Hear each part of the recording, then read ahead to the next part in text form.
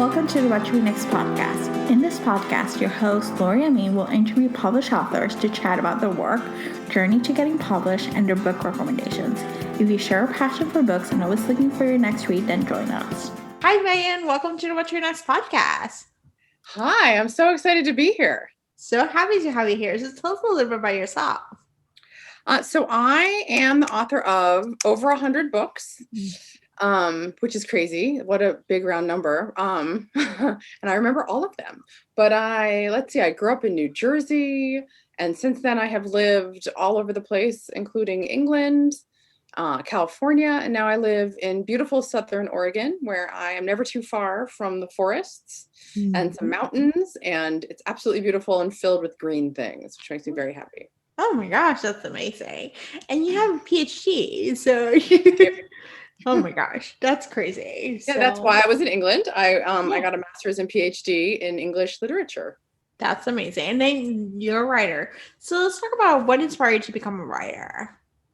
Well, it's funny because I don't remember a time when I wasn't writing. Mm-hmm. So I think I remember making, which I'm sure he was so pleased about, my brother for Christmas one year. I wrote him books. My older brother, I don't think he probably threw them away immediately. But I remember doing that. Those are my first books. They were about a horse named Casey. Yeah. Oh, okay.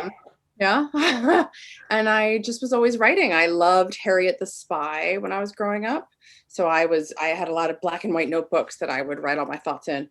But unfortunately, there was no sleuthing for me to do. I was just writing in the notebooks. But that's really what I did. I did it when I was supposed to be paying attention in class. And, really, it's a good thing that it all worked out, because apparently I have no other skills but writing endlessly. So here we are. There we go. And so you've written about 100 books. Do you remember getting your first book published? What was that journey?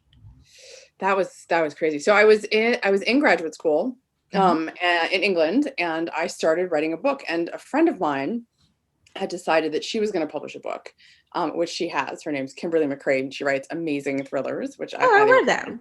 But anyway, yeah, she's amazing. So she's one of my best friends from college. So she decided she was going to get a book published. So she set off on this journey to do it, which was the first time it had occurred to me that you could actually decide to get published. Mm-hmm. That it wasn't, I don't know what I thought it was, that you were sort of, I don't know, like you would be ascend or something, or someone had a fairy godmother. I don't know what I thought, but I didn't realize that it was something you could actually choose to do. So I thought, well, probably the first step in that journey would be finishing something, because I was really good at writing the beginnings of things, but I never really carried through and wrote the whole thing. So I finally sat down, which was much better than working on my PhD. I finally sat down and wrote this whole big thing, and I sent it to the only agent I knew, which was someone that I had also gone to college with, expecting that she would reject me as she had done my friend, and then but give like feedback. And she did, but she said if I revised it, she would look at it again. And I thought, well, wow, my glorious words, why would I revise that? But my friend was like, yeah, she didn't say that to me. So, okay. And so then I revised it. And of course, everything that she suggested that I do to revise it made it a much better book. And it turned into my first book, English as a Second Language, which came out in, 2004. Yeah, I saw that. I was like, oh my gosh. And it had an illustrated cover. So you got to see the trend. Like now we have illustrated covers. So I was part of the first wave. We didn't call them rom-coms then. We called them chicklet. Yeah. So I had about 6 books out, I think, that could be considered chicklet books. Oh my gosh. That's all illustrated covers. Yeah. I miss those days. So let's talk about your writing process. Because you write a lot. Do you follow an outline? Do you see where the story leads to? What's your process looks like? So I dictate my books. That's one of the reasons why I can write as fast as I do. So I sort of jump right in. And in fact, I did that when I was writing, when I would just write them all as well. Type them all, I mean, but so I'll sort of jump in, and then I have the great thing about dictating is that when I sit back down with whatever I blathered out while dictating, it's not a blank page, so I can sort of fix it up and see where I am. So I sort of like to jump in and flail around for the first 3 chapters, maybe a little more than that, depending, at which point I usually realize that it's not doing quite what I want it to do and take a look and figure out where to go. I don't plot in advance, though I do I think I kind of go half and half. So I like to jump in and just see who the characters are and see where they lead me, because everything I do is character led. And then when I'm in the middle of it, I kind of like to stop and be like, okay, well, what's going to happen here and what's going to happen there, and give myself a roadmap. I wouldn't call it an outline of any kind. I sort of think, okay, well, I know these things have to happen, so I'll write them down and then sort of work towards them. And usually by the time I'm at the end of that list, it's changed, or I'm doing something else. And I sometimes do that more than once during a book, but often it's kind of like the last, sort of towards the end. I'll do that when I know what has to happen towards the end to finish it up. If it sounds confusing, it is, because it changes with every book. Oh my gosh, it's fascinating. And so do you write one book at a time, or do you write multiple books? One book at a time. Okay. Okay. Always. I've tried to do like, oh, well, I'm going to spend the morning on this and the afternoon on that, and I hate it. Yeah. I have been involved in some projects where I end up maybe having to do proposals or things on weekends, and I don't like doing it. I can, but it's definitely not my preference. I prefer to just do one thing at a time. One thing at a time. Understandable. So how do you develop your characters? Did it come to you? Do you brainstorm? What's the process like? Because characters make the whole story. Yes. Well, sometimes they just come, so sometimes they just appear before you and they're fully formed, and then it's a question of sort of getting into their heads. Other times they frustratingly do absolutely nothing that you want them to do, and you had this great idea that it was going to be this, that, or the other thing, and it's not. So I think you never quite know what you're going to get with a character, in my opinion. Sometimes I spend lots of time pinning photos on Pinterest and trying to get an image of them in my head. And I don't do character sheets or anything like that. I just kind of like think about them. I like to be kind of dramatic and listen to really emotive music and imagine them and then see where I end up. But often I find at the end of the day, the best thing to do, and the reason why I just sort of jump into my books, is I don't quite know what they're going to do until they're on the page. So I can think all I want and feel all I want about who they're going to be, but until I actually get on the page with them, I don't really know how it's going to go. Yeah, so it's a process of engaging with the character and saying, like, choose your own adventure. Like, where do you want to go? I love characterization, and I love to be led through books by characters. I don't know what's going to happen, so I'm kind of with them, particularly when it's action and adventure. I have no idea where I'm going with it most of the time. So when they're surprised, so am I. So it's kind of, and then when I put characters in situations that surprise them, things are revealed, of course. So then I get to see what those are and go from there. It's really a lot of fun for me. I like to not know where I'm going mostly, because then it's really fun. That sounds like fun.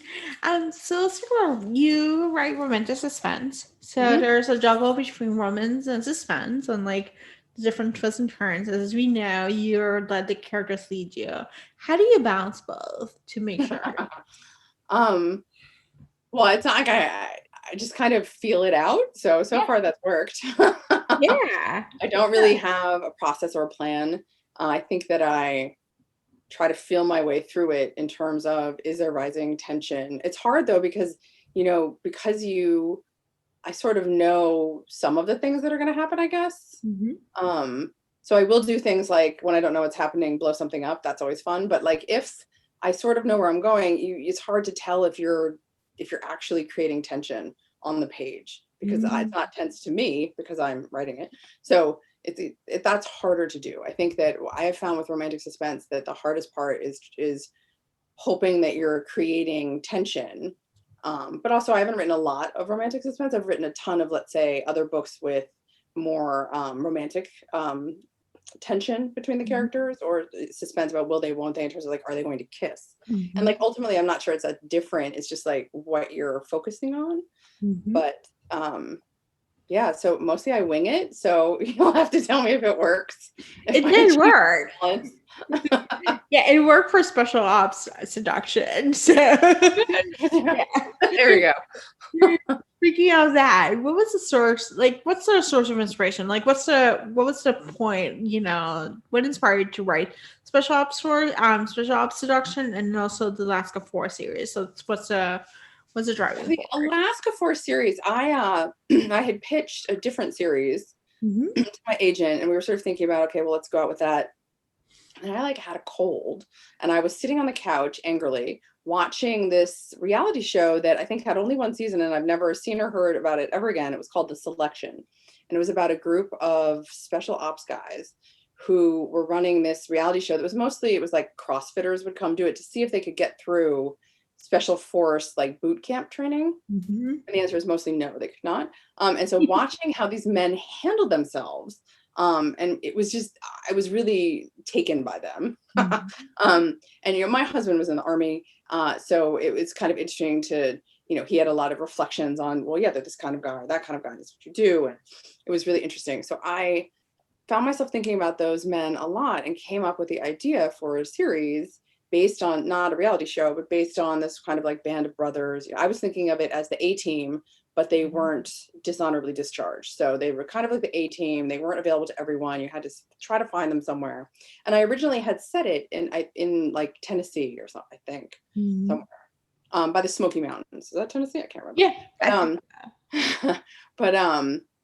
Yeah, so by the Smoky Mountains. And the editor who was interested in it, they wanted to talk to me. So I wanted to jump on the phone and said, would you consider changing it to Alaska? And of course I said, yes, of course. But then she said, well, let's get on the phone and talk and see. And so I thought, oh, I should do some research. So as I researched it, it was like, this is the best idea that anyone's ever had. Alaska is so much better for these guys, so remote, so beautiful. You know, the remoteness of the landscape itself is kind of like how remote they are in their hearts anyway, because they feel that they can't really join, you know, back with civilians. They have to sort of take themselves off. I couldn't have picked anything better. It was so great.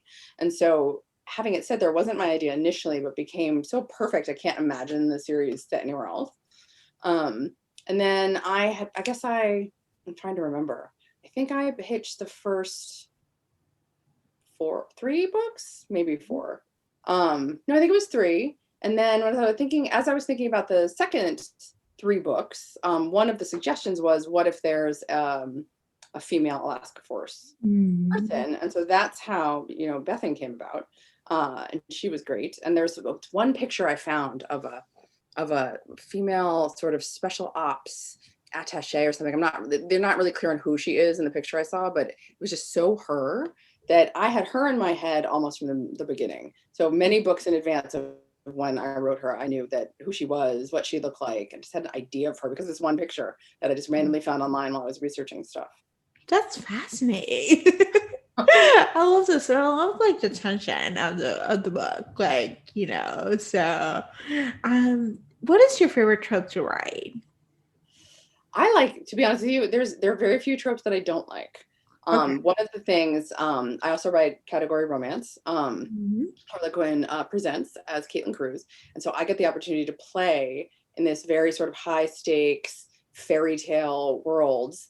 I get to play with all these different tropes and I just find them delightful. I started reading romance novels at the age of 12 and quickly found myself crawling around on the floors of used bookstores in the towns where I grew up, doing exchanges for all these category romance books. The authors of those I am still reading today. If they're still publishing, I'm still reading them. Now, many of them are in hardcover now, but it doesn't matter. And I just fell in love with all these different kinds of stories. I didn't even know the word trope for years, but there's, you know, even the things that don't appeal to me personally, I usually find that if I write them and try to figure out, like, what is the appeal of this? Like, I didn't really get the virgin thing, for example.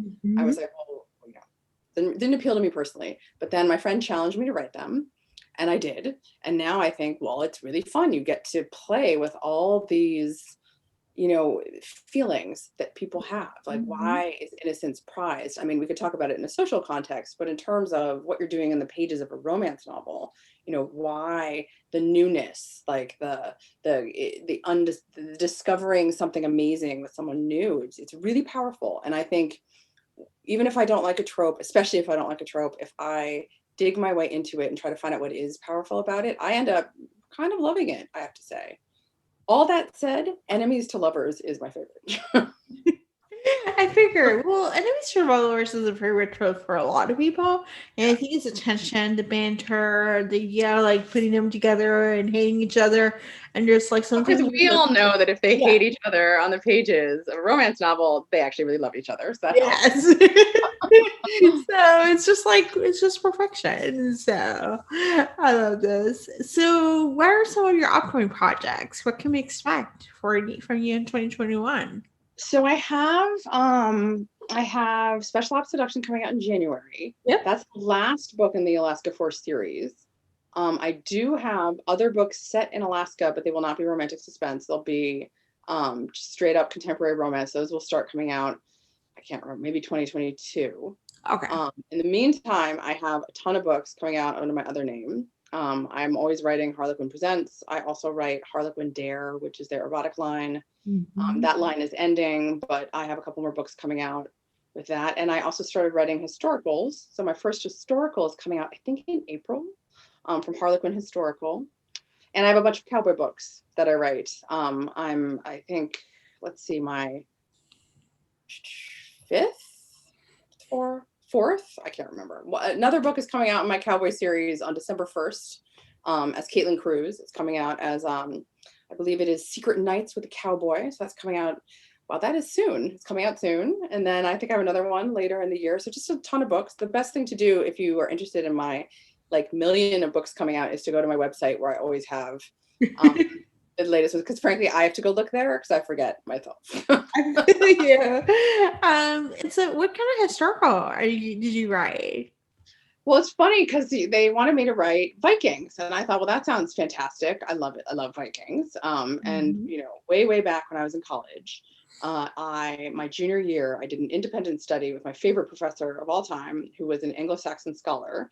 And I did Anglo-Saxon elegies, which was this is a theme in my life, crawling around on the floor of random libraries and bookstores looking for these old books. And so I ended up reading all these Anglo-Saxon elegies and just loved them so much. And then all these years later, you know, they wanted to know if I would write a Viking book. And I thought, well, that sounds amazing. So I got to dive back in to all this research that I haven't looked at. And I think set the Viking book at maybe the worst time, because it wasn't quite, you know, under the reign of King Alfred, and it wasn't like the Norman invasion yet either, but Norman conquest. But I set it in the year 918, and I had so much fun. I can't even tell you. It was so great to be able to dig into history and make stuff come alive. And then, of course, if I couldn't find the right research, make it up. It was great. I love that. So much fun. So it's Vikings, and she's like an Anglo-Saxon princess. I'm honestly so excited for it to come out. I had such a good time. Oh my gosh, I love it. I love when authors have a good time writing the book, because it shows in the book when you're as a reader. So I love this. So now let's go to our random book recommendations. It's an opportunity to share with our audience what they should read next. What is your favorite genre? Romance, obviously. Romance is my favorite genre by far. I'm lucky enough that I get to read my friends' books a lot. So I have a bunch of close friends, and I get to sometimes read their stuff before it's published, which is awesome. So I read a lot of Macy Yates, and I read a lot of Nicole Helm. I read a lot of Jane Porter. I read Jackie Ashenden. I love Maya Blake, who also writes Zara Cox. I would say my favorite couple of books, I would recommend any of those people write. Literally any book is great. But over this past year, I would say that my two favorites, not written by my friends, were what is it? That the first Milla Vane book. The Heart of Blood and Ashes, I think. I could not, it's about 5,000 pages long, and I could not put it down. It was amazing. Just everything I didn't know I wanted or needed in a book. So great. I know there's a second one out, and it's in my TBR pile. I've not read it yet. And Evie Dunmore's first historical. I got to read, it was so great. It was one of those books where I was just so delighted reading it. Did I read it this year? Maybe it was the second one or this year. Anyway, love those books. I'm trying to think who else, but those are my top level recommendations for sure. I love this. Tell us where you can find you online. My website, megancrane.com. I spend most of my social media time on Facebook and Instagram. And I'm sometimes in other places, but mostly there. Awesome. Thank you, Megan, for being on the show. Thank you so much. This was so much fun. If you enjoyed this podcast, feel free to share with friends, subscribe, rate, and review the show. This is the easiest way to support this podcast. Once you connect with fellow romance readers and make new friends, get weekly book recommendations, attend monthly meetups, then join our Patreon community. You can join at whatchrenextblog.com/Patreon. Romance lovers, check out Queen Bee Reads Etsy shop for cute and comfortable bookish apparel. The shop also features social justice apparel and fun items from some of your favorite TV shows like The Schitt's Creek and The Office. Use code WhatToRead10 to save. Visit whattoreadnextblog.com/queenbeereads. What to Read Next podcast is part of the Frolic Podcast Network. Discover new podcasts to love on frolic.media/podcast. Thank you so much for listening and have a great day.